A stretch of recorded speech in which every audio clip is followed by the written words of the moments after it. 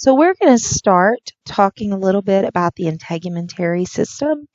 So the integumentary system is the skin, its parts. The parts that make up the skin would be things like sweat glands, oil glands, hair follicles, and your nails, like your fingernails and your toenails. And all of these things together make up this very complex system known as the integumentary system. And I know what you're thinking. You're probably thinking it's not very exciting, but really and truthfully, the integumentary system is one of my favorite ones to discuss. It does some really cool stuff.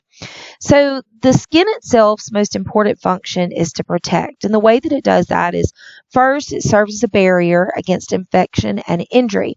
One of the necessary life functions that we learned in Unit 1 is to maintain boundaries, and our skin helps us to do that. The second thing that our skin does to protect us is it regulates our body temperature. It keeps us at that 98.6 degrees.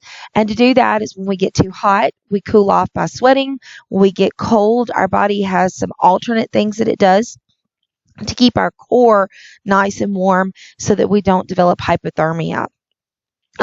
Our skin also helps to remove waste products from the body, metabolic waste, things that we may consume. Those come out of our pores when we sweat. And then number 4, it provides protection against UV light. UV light can be very damaging to the DNA within our cells. And so our skin has some pretty cool ways of protecting the DNA from UV radiation to help to keep us from getting sick. And then finally, our skin helps to produce vitamin D. When we go out in the sun helps to trigger the body to produce vitamin D, which helps our bones absorb calcium. And so individuals who've had bone surgery or older individuals, sometimes their doctor will prescribe them some time out in the sun because that allows them to produce more vitamin D and to make their bones stronger. So our skin has several types of sensory receptors, and they allow us to feel things. We can feel sensations like pressure, even very slight pressure like a bug. It allows us to feel heat because we know that heat could lead to a burn. So that's something good that our skin can feel. Pain is important because without pain, we can't respond.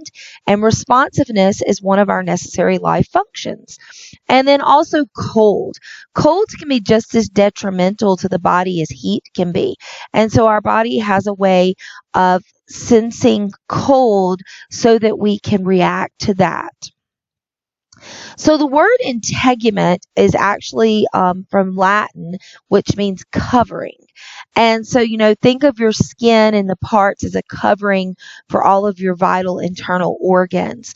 And the skin itself accounts for about 7% of your body weight. So if you could unzip your skin, step out of it, and weigh it on the scale, it would be about 7% of your total body weight. The skin has varying thickness. In some areas, it's extremely thin, like 1.5 millimeters thick. But in other areas, it's around 4 millimeters thick. And then in some areas that maybe have a lot of friction, like if you're a guitar player on guitar strings, or if you have a pair of shoes that may have caused a blister at one time, your skin may be thicker in those areas because you've developed thick skin to protect from the friction that your body was experiencing that particular area. So our skin itself is composed of 2 distinct regions. The outermost, or what we see, is known as the epidermis. This is the outermost protective shield of our body, and it's got keratin in it to help us to be very strong so that way we can resist things like jabs and scrapes, abrasions, things to that effect. It's made of epithelial tissue. Just under the epidermis, you find the dermis. The dermis is made of connective tissue. It's very tough. It's very, very leathery. And the dermis is what's vascularized. So it has blood vessels that run through it. The epidermis is avascular. So the way that it gets its nutrients is through diffusion from the dermis. Now, there is one other layer that is known as the hypodermis because it's below the dermis. It's also known as the superficial fascia. This actually is not part of the skin, but because it resides next to the dermis and it shares some of the same functions as our skin, we study it with the skin. So the hypodermis is made up of adipose or fat tissue and also areolar connective tissue. If you remember, areolar has a lot of that intercellular substance.